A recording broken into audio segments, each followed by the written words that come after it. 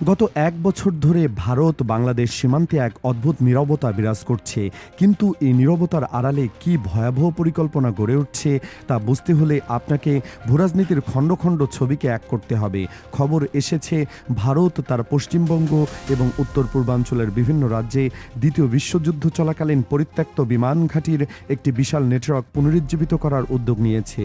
কম করে হলেও ৩টি নতুন সেনা ছাউনি ইতিমধ্যেই চালু হয়েছে। এ নিয়ে আন্তর্জাতিক মহলে চরম কৌতূহল ও গুঞ্জন শুরু হয়েছে। প্রশ্ন উঠেছে, সীমান্তে আসলে কি করতে চাইছে ভারত? বর্তমানে ভারত ও বাংলাদেশের সম্পর্ক ইতিহাসের সবচেয়ে খারাপ অবস্থায় অবস্থান করছে। এই প্রেক্ষাপটে সীমান্তে হঠাৎ করে যুদ্ধের দাবা মণ্ডপ সাজানোর পেছনে আসলে কোন উদ্দেশ্য লুকিয়ে আছে? প্রশ্নটা এখন আর কেবল কূটনৈতিক অলিন্দে চায়ের কাপের ঝড়ের মধ্যেই সীমাবদ্ধ নেই। ভারতের সাম্প্রতিক সামরিক তৎপরতা আন্তর্জাতিক বিশ্লেষক থেকে শুরু করে সাধারণ মানুষের মনেও গভীর সন্দেহের দানা বাঁধছে। বিশেষ করে গত 5ই আগস্টের পর বাংলাদেশের রাজনৈতিক পটভূমির পরিবর্তনের সঙ্গে পাল্লা দিয়ে সীমান্তে ভারতের সামরিক সাজা বৃদ্ধি মোটেও কোনো কাকতালীয় ঘটনা নয়, বরং এটি একটি সুস্পষ্ট পরিকল্পনার অংশ বলেই মনে করছেন পর্যবেক্ষক মহল। পশ্চিমবঙ্গ, আসাম এবং ত্রিপুরার মতো সীমান্তবর্তী রাজ্যগুলোতে ভারত এমন সব বিমান ঘাঁটি ও সেনা ছাউনি নতুন করে সচল করেছে যা দ্বিতীয় বিশ্বযুদ্ধের পর থেকে শুরু করে কার্যত ধুলোয় মিশেছিল। প্রায় 80 বছর ধরে পরিত্যক্ত থাকা এসব রানওয়েতে হঠাৎ করে জঙ্গল পরিষ্কার করা হচ্ছে কেনই বা নতুন করে ঢালাই করা হচ্ছে এসব স্থান? উত্তরটা যদিও সোজা, তবুও তা ভয়াবহ। ভারত বড় কিছুর প্রস্তুতি নিচ্ছে। দিল্লির সাউথ ব্লকের কর্মকর্তারা হয়তো মুখে বলছেন এসব আঞ্চলিক যোগাযোগ বা রিজিওনাল কানেক্টিভিটি বাড়ানোর উদ্যোগ। ভারতের উড়ান স্কিমের দোহাই দিয়ে বলা হচ্ছে সাধারণ মানুষের সুবিধার জন্য বালুরঘাট, মালদহ কিংবা আসামের রূপসী বিমানবন্দর চালু করা হচ্ছে।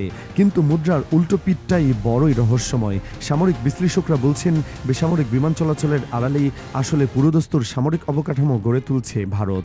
লালমনিরহাটের ঠিক ওপারে কোচবিহার এবং জলপাইগুড়ি, সেখানে পুরনো ঘাঁটিগুলো ঘষামাজা করার অর্থ হলো প্রয়োজনে মুহূর্তের মধ্যে যুদ্ধ বিমান বা ভারী সামরিক কার্গো বিমান ওঠানামা করার সক্ষমতা তৈরি করে রাখা। একটু পিছনে ফিরে তাকালে ইতিহাস স্পষ্ট হয়ে ওঠে।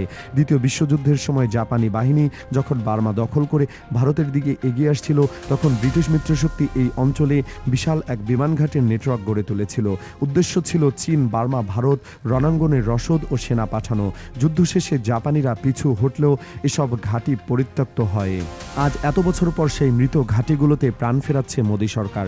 পশ্চিমবঙ্গের বালুরঘাট, মালদহের ঝালঝালিয়া এবং আসামের ধুবড়ী, এই জায়গাগুলোর ভৌগোলিক অবস্থান মানচিত্রে দেখলে যে কেউ চমকে উঠবে। এগুলো বাংলাদেশের সীমান্তের এত কাছে যে এখান থেকে ওরা কোনো ফাইটার জেট চোখের পলকে বাংলাদেশের আকাশসীমায় ঢুকে পড়তে পারে। সবচেয়ে উদ্বেগের বিষয় হলো ভারতের চিকেন নেক বা শিলিগুড়ি করিডোরকে কেন্দ্র করে তাদের অতি সতর্কতা।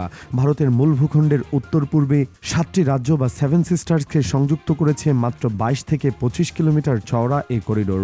ভৌগোলিক বা কৌশলগতভাবে ভারত এই জায়গাটিকে সবসময় তটস্থ থাকে। নিয়ে সবসময় তটস্থ থাকে। এতদিন বাংলাদেশের সঙ্গে বন্ধুত্বপূর্ণ সম্পর্ক থাকায় ভারত কিছুটা নিশ্চিত ছিল, কিন্তু এখন প্রেক্ষাপট ভিন্ন। ভারতের আশঙ্কা কোনো কারণেই এই করিডোর বিচ্ছিন্ন হয়ে গেলে উত্তর পূর্ব ভারত পুরোপুরি হাতছাড়া হয়ে যাবে।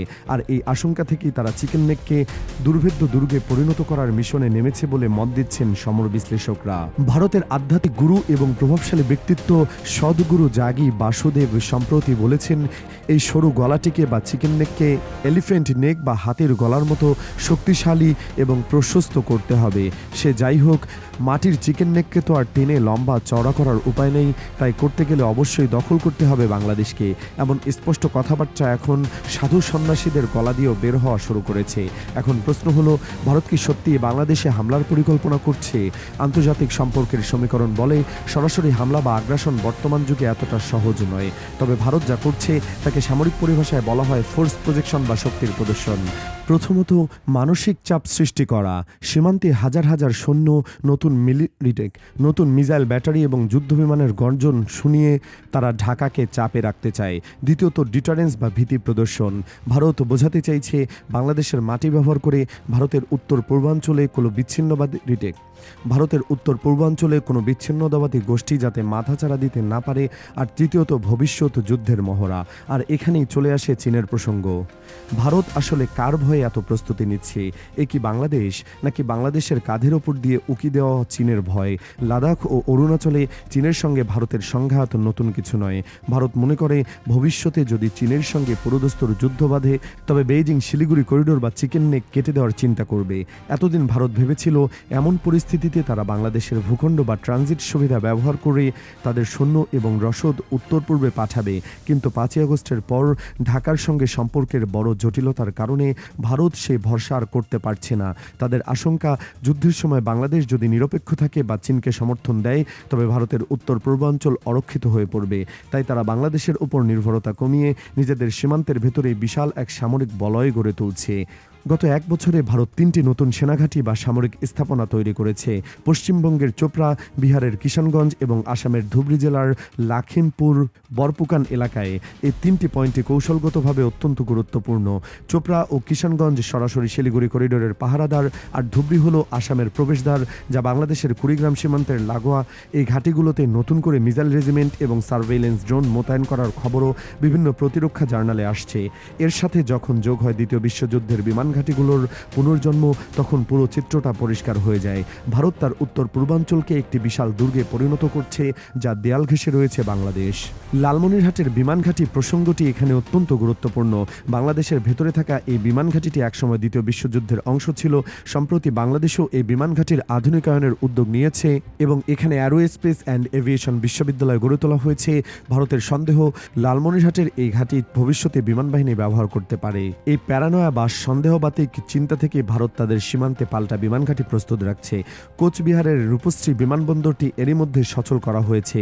জলপাইগুড়ির পাঙ্গা ও আমবাড়ি এবং দক্ষিণ দিনাজপুরের বালুরঘাট এয়ার স্ট্রিপগুলো যুদ্ধকালীন তৎপরতায় সংস্কার করা হচ্ছে। বালুরঘাট তো বাংলাদেশের হিলি সীমান্তের একদম কাছে। এখান থেকে তারা হেলিকপ্টার, গানশিপ বা ড্রোন মাত্র কয়েক মিনিটের মধ্যে বাংলাদেশের উত্তর পূর্বাঞ্চলের আকাশসীমায় নজরদারি চালাতে সক্ষম হবে। ভারতের এই প্রস্তুতির পেছনের আরেকটি বড় কারণ হলো মিয়ানমারের গৃহযুদ্ধ এবং সেখানকার অস্থিরতা ভারতের মণিপুর এবং মিজোরাম সীমান্তেও উত্তাপ ছড়াচ্ছে।